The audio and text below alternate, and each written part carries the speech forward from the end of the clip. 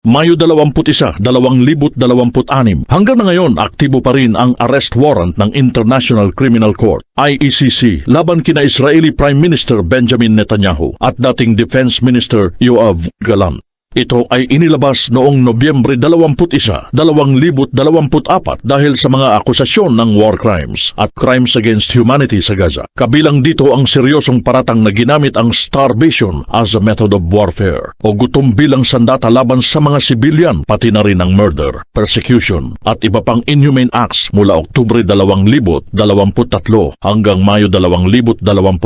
Paulit-ulit nang tinanggihan ng ACC ang mga apela ng Israel na kansilahin, i-pause o i-withdraw ang mga warrant. Kahit may jurisdictional challenges pa rin na hinahawain, nananatiling valid ang mga ito. Ibig sabihin, kapag bumisita sina Netanyahu o Gallant sa alinmang bansa na miyembro ng ACC, dapat silang arestuhin at isurrender sa korte. Sa pinakabagong development, may ulat na humingi na rin ang ACC prosecutor ng bagong sealed arrest warrants laban kina Finance Minister Bezalel Smotrich, National Security Minister Itamar Ben-Gvir at iba pang opisyal at militar. Tinawag ito ni Smotrich na Declaration of War at Antisemitic. Gayunpaman, hindi pa fully confirmed o na-issue ang mga bagong warrant at may mga ulat na tinawag ng ICC na inaccurate ang ilan sa sensasyonal na balita sa kabila ng matinding pagtutol ng Israel at suporta mula sa ilang kaalyado tulad ng US. Nananatiling buo ang kaso ng ICC. Ito ang nagpapatunay na patuloy ang pagtugis sa international accountability kahit gaano pa ito kalakas ang oposisyon. Kaya habang nanonood ka ngayon, baka sa susunod na paglipad ni Netanyahu papuntang abroad,